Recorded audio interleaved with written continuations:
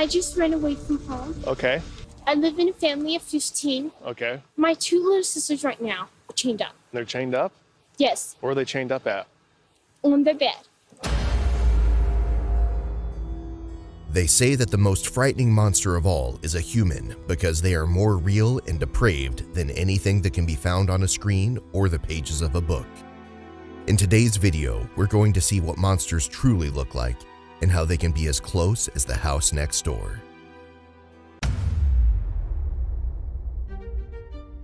David Allen Turpin and Louise Ann Robinette were high school sweethearts, in spite of David being 8 years older. When Louise was 16 and 24, the couple eloped to Perrysburg, Virginia. They returned home when Louise's parents filed a police complaint, but her father later allowed them to marry. Louise may have had darker reasons for wanting to marry. She may have seen it as an escape. She, her sister, and a cousin were routinely allowed to be abused by their maternal grandfather in exchange for money. Still, one has to give David a side eye. Although still attending high school, he was well into adulthood, and it's doubtful that his relationship with a girl 8 years younger was entirely philanthropic. Supposedly, the couple was Pentecostal, even though Louise wore pants. They engaged in swinging, and Louise was involved in witchcraft. In short, they were Pentecostal in the same way someone who goes to the grocery store is a radish. In 1988, their first child, Jennifer, was born. 12 more children would follow, 10 girls and 3 boys, the youngest being born in 2015. Jennifer's infancy was no different than that of other suburbanite children. Her father was an electrical engineer with a well-paying job, and her mother was a homemaker. They lived in a new house in a nice neighborhood, almost a poster family for the American dream. That dream quickly transformed into a nightmare. Over time, Louise stopped cleaning the house, and it was soon overrun by mold and overflowing trash. Her mood became volatile, and Jennifer never knew if asking a question would result in a loving and patient answer, or if she would be called stupid and yanked across the room by her hair.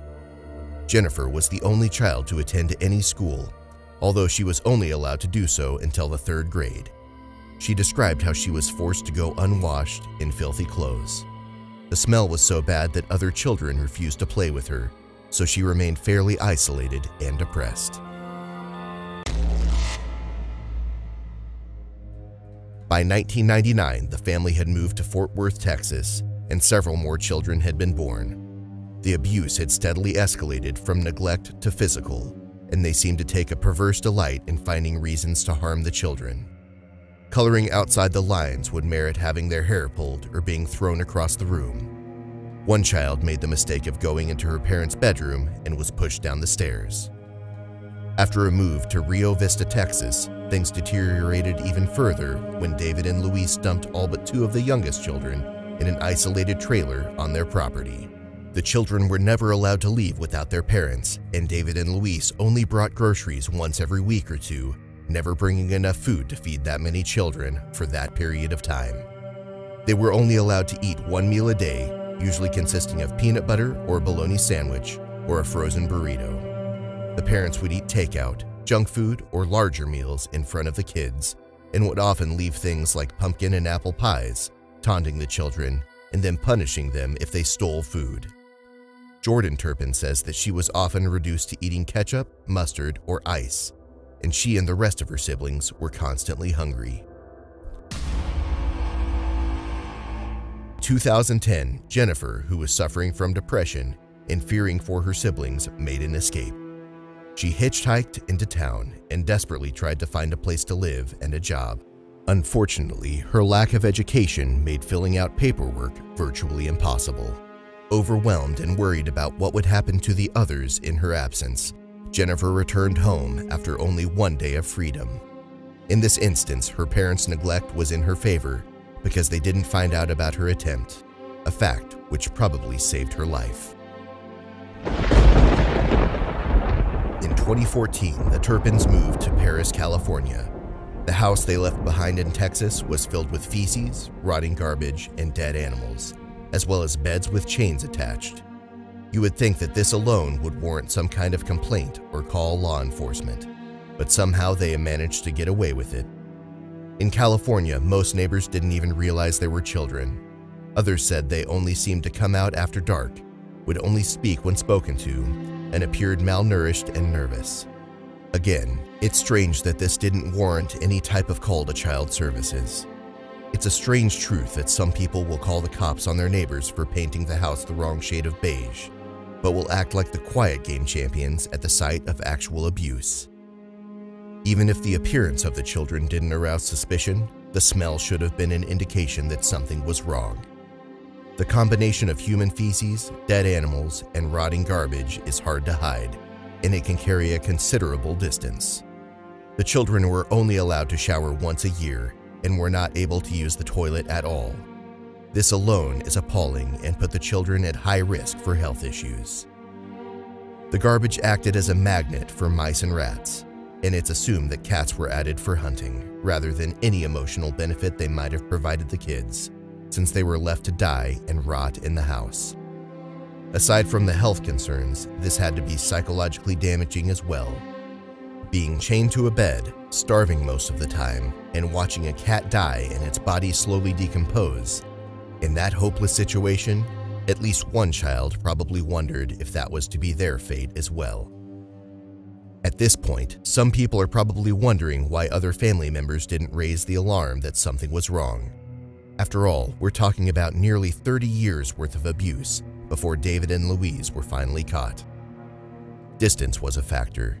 Living several states away made it easy to avoid visits, and several relatives had said they were just never allowed to see the kids. The only thing they ever saw were carefully staged photos on Facebook, which just goes to show you that you shouldn't trust anything you see on social media. As well as being kept in inhumane conditions, the children were kept ignorant as well.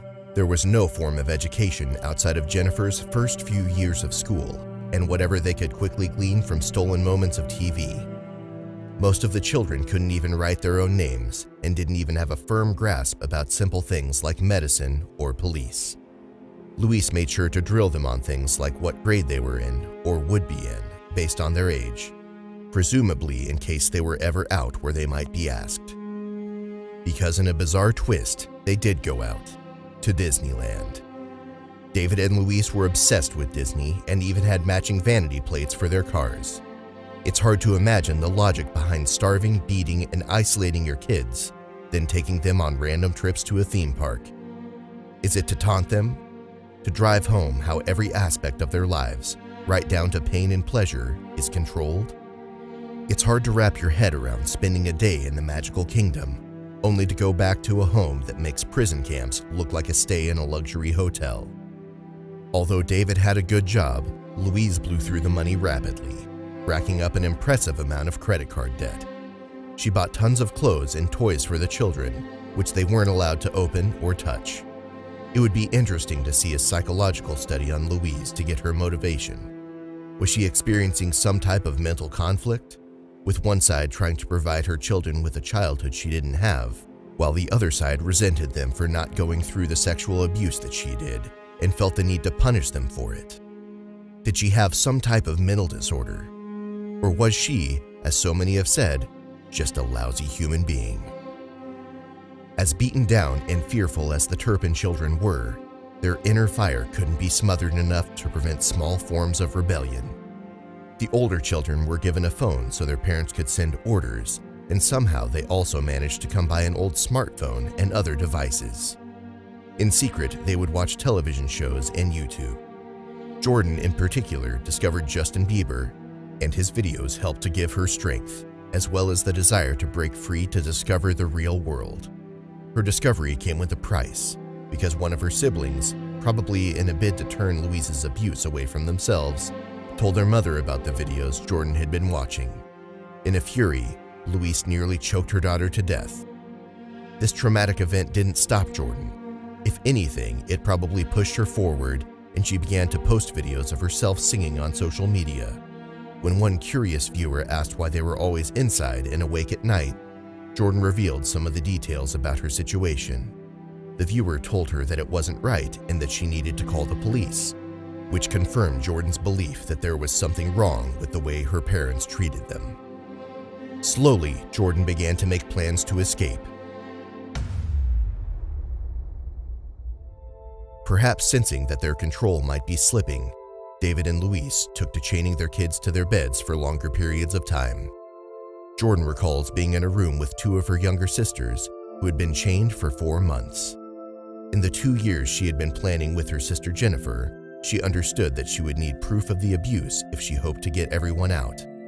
With their permission, she took photographs of her younger sisters with one of her brother's deactivated cell phones.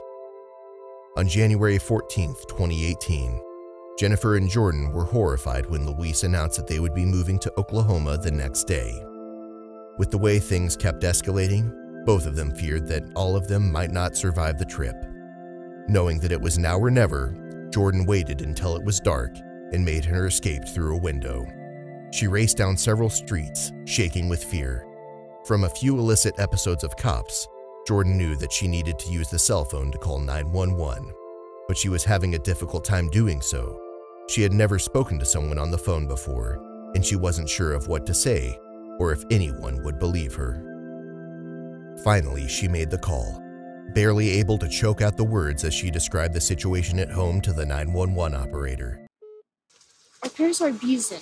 They abuse us. But the reason I called and the reason I managed to get out here, this is one of the most scariest things I've ever done. I'm terrified. But I called because my two little sisters, they're chained up right now. Do you have pictures of that? Yes, I can show you. But I'm sorry if I talk too much. Okay. I've never talked to anybody out there, so I've never been alone with a person, so it's very hard for me to talk. It was almost too good to be true when 2 hours later, her parents were arrested. Police on the scene were horrified by the conditions. The place was filthy, covered in human excrement and garbage. They rescued what they believed to be 13 children, and their horror only intensified when they realized that 7 of them were actually adults. By this point, Jennifer, the oldest, was 29, and Jennifer only weighed 82 pounds.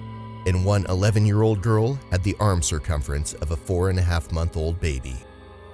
They were taken to the hospital for treatment to assess how much damage had been done and what would be needed to reverse it, or if it was irreversible. David and Louise were charged with torture, false imprisonment, abuse of a dependent adult, and child abuse. Both denied the charges but pled guilty the following year. They were convicted and given life sentences, but will be eligible for parole after 25 years. One child has forgiven them, and several have had the right to choose to visit their parents in prison. At least 10 of them will have 10 years restraining orders against David and Louise.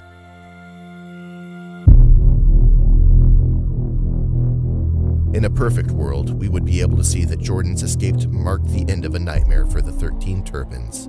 But sadly, for most of them, their lives have only marginally improved. All of the children under the age of 18 were placed in foster homes, where many of them endured repeated abuse by people they believed were going to help them. Although there have been generous donations raised for all of them for housing and education, they are unable to access the funds, and several of the older Turpins are living on the streets, most likely wondering why anyone bothered to save them at all. Jordan and Jennifer, at least, are the two bright lights. Jordan received her high school diploma in 1 year, especially enjoying the subjects of government, English, and math. Jennifer is working in a restaurant and writes Christian pop music that she hopes to one day share with the world. Her dream is to become a published author. This case never really got the attention it deserved, and once the drama of the arrests being made and the children being rescued had faded, they were quickly forgotten. In a lot of ways, society has failed the Turpins. We shudder in horror at their abuse, and we soothe ourselves with the thought all will be well now that the perpetrators have been brought to justice. As a society as a whole, and as individuals, we need to do better. We need to always find ways to help such victims integrate into the world, and we need to hold those in positions of power accountable when they fail to protect and empower those left in their care. As difficult as things are, the Turpin siblings make an effort to get together. They have a powerful bond, and it is from that they draw their strength. Because in the end, they know they have each other.